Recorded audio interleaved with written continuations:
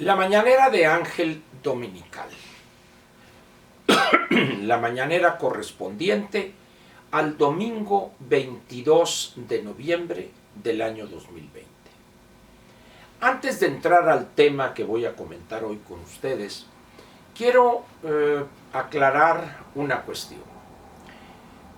Algunas personas me han estado preguntando qué pienso de este plantón, de esta marcha del Monumento a la Revolución, al Ángel de la Independencia y un poco más allá, rumbo al auditorio, organizada por Frena, y los planteamientos de su dirigente, el señor don Gilberto Lozano. Quiero responder a las personas que me han pedido mi opinión, que no voy a comentar en lo más mínimo en relación con los actos de Morena. La razón es muy simple. Es una organización respetable, sin duda alguna, pero con una sensibilidad extrema de las personas que ahí participan o militan.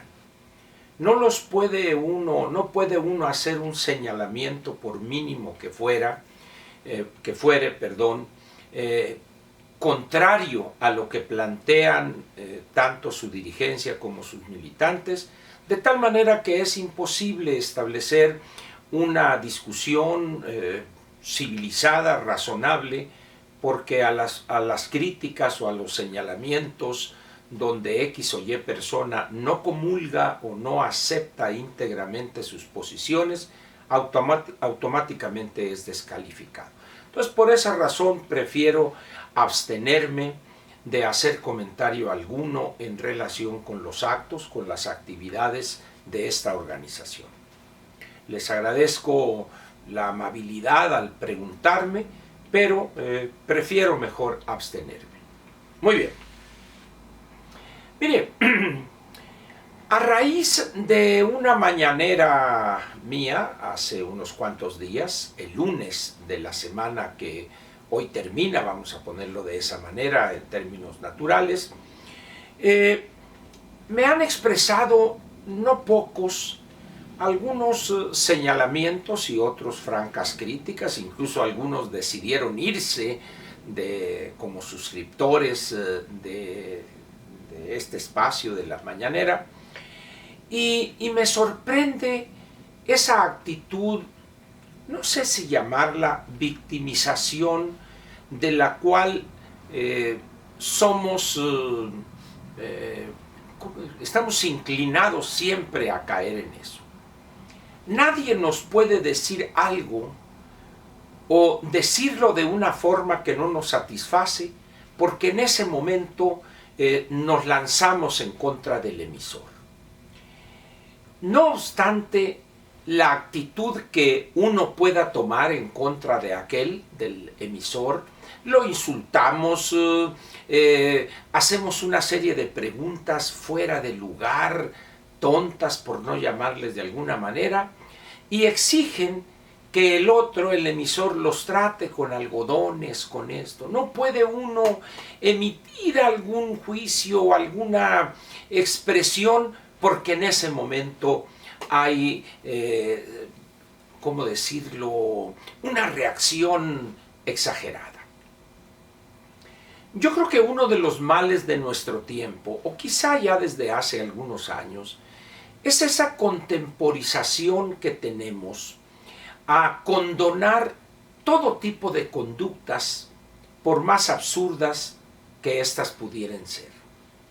Y luego tenemos a aquellos que de inmediato le dicen a uno cómo debe decir las cosas y qué debe decir las cosas. Es más, casi le ordenan a uno que debe aguantar un torrente de tonterías y de posiciones absurdas, evidentemente absurdas.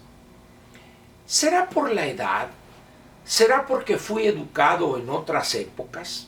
Quizá los que tengan más de 65 o 70 años como yo podrán coincidir conmigo.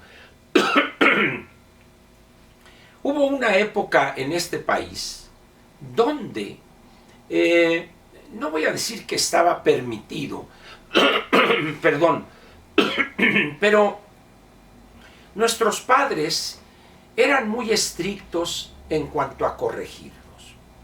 Y no había esa actitud que hoy existe o que se presenta, donde no le puede decir uno algo a quien está preguntando o a un estudiante, porque en ese momento el mundo parece que se va a acabar.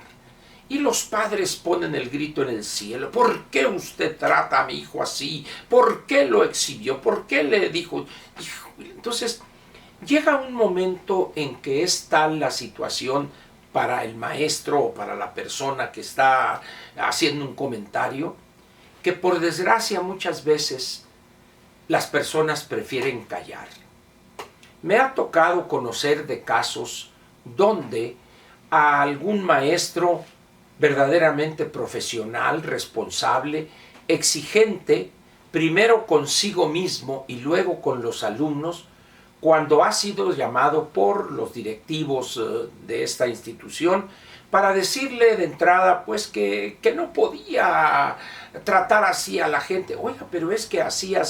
Pues sí, pero mire usted, y además quisiera decirle que no puede usted reprobarlos, a todos tiene que aprobarlos.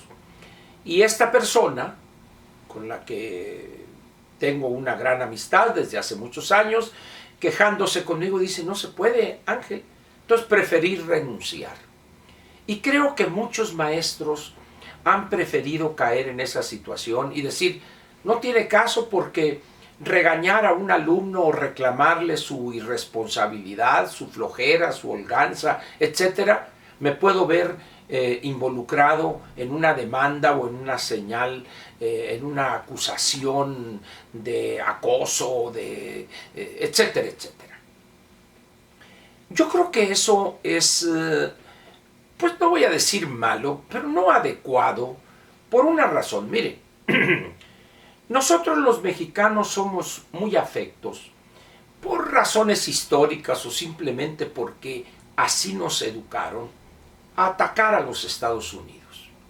Los atacamos, les decimos hasta de lo que se van a morir a sus autoridades y esto, y les lanzamos vitriólicos insultos.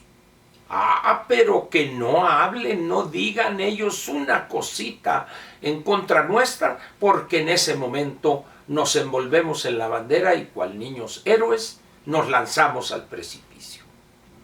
Yo creo que eso lo que revela mucho es una actitud de inmadurez por parte nuestra. En las economías abiertas, en la era de la interdependencia económica y la colaboración entre gobiernos y países para combatir desde asuntos como la protección del medio ambiente, es decir, evitar la contaminación que traspasa fronteras, las cuestiones de la delincuencia que no respetan límites entre un país y otro, etcétera, etcétera. Los gobiernos y las sociedades deben de ser más tolerantes a la crítica. Ahora, con este asunto del general Salvador Cienfuegos, vuelve a surgir esa actitud. Nosotros somos los puros. ¿Cómo se ponen a dudar de las Fuerzas Armadas, de su credibilidad y de su entrega? Dice uno, ¿pero quién les cree eso? ¿Qué acaso las personas que emiten esas pseudodefensas no piensan que las personas que ven el actuar de las Fuerzas Armadas, no me refiero a aquellos abnegados soldados, como decimos nuestros Juanes, que van y enfrentan la vida y con la orden de no hacer uso de su capacidad de fuego? Me refiero a los mandos. De repente llega a ciertos regimientos, ciertas instalaciones militares, donde esta persona, puede ser mayor, teniente coronel, coronel, etcétera, los de más alta jerarquía dentro de la estructura, y al poco tiempo se le nota el enriquecimiento, cómo se apropia de esto en las compras, lo que guste usted, lo que ya sabe que sucede en este país. ¿Y por qué las Fuerzas Armadas iban a ser algo aislado. ¿Por qué? Y luego cuando de repente los norteamericanos dicen, a ver, señores, aquí tenemos esto y esta investigación y lo que ya sabe usted. En ese momento. Pero la presión diplomática fue reconocida y nuestra soberanía, y el general regresó así asado, incólume, se le retiraron sus cargos. Pretendemos engañarnos nosotros mismos. Si hay una institución opaca, una institución corrompida hasta el tuétano, por esa especie de Estado dentro del Estado, es el ejército. Y si quiere otra, es la UNAM. Esa autonomía sirve para dar cobijo a delincuentes. Si usted comete un delito y corre y llega a salvarse en el campus universitario, en ese momento la misma autoridad se detiene. No, ya ahí no podemos entrar. Dice uno, ese es un absurdo jurídico, legal, etc. Pero sin embargo, actuamos y defendemos ese proceder, esa conducta. Y así podría darle a usted muchos casos. Yo creo que eso impide un intercambio de ideas fuerte, crítico, y eso no nos gusta. Yo les digo que en México uno puede acusar a una persona de lo peor, asesino, homicida, sicario, narcotraficante, etc. Y la otra persona puede decir sí pero que no lo señale a uno de tontejo o lo exhiba como tal, porque eso es imperdonable. Imperdonable, así. Por eso nuestros políticos le temen a debatir. ¿Por qué? Porque frente a cientos de miles o millones de mexicanos sería exhibido como un incapaz, un ignorante y también, ¿por qué no decirlo?, como un pendejo. Eso es intolerable para un mexicano. Y cuando alguien tiene un espacio donde le preguntan y responde, pero que no emita alguna expresión donde podría inferirse que la persona que hizo la pregunta X o el comentario es un ignorante, en ese momento arde Troya, como se dice. Yo creo que yo no comparto al menos ese punto de vista ni esa conducta. Yo soy una persona que reconozco mi ignorancia en muchísimos campos del conocimiento. Muchos, pero muchos. Es más, puedo decir que son aplastantemente más las áreas del conocimiento que ignoro que las que conozco o domino 2 o 3. Y eso no me causa desdoro alguno, no. Simplemente mis intereses intelectuales, profesionales, están orientados a estos o a aquellos temas, y los otros los ignoro. Pero en México no puede usted decirle a una persona, usted es un ignorante en este o cual tema, porque en ese momento, ¿por qué me estás diciendo pendejo? No estoy diciéndote eso. Estoy señalando que no conoces de ese tema, que lo ignoras. Ignorancia es ausencia de conocimiento. Yo les pediría por eso a esas personas que se arrogan la facultad de pretender decirme qué decir, cómo responder. Les lamento decirles que no voy a cambiar. A los 75 años de edad es muy difícil que yo empiece a adular al ignorante. No fui educado así, ni lo he hecho en mi vida.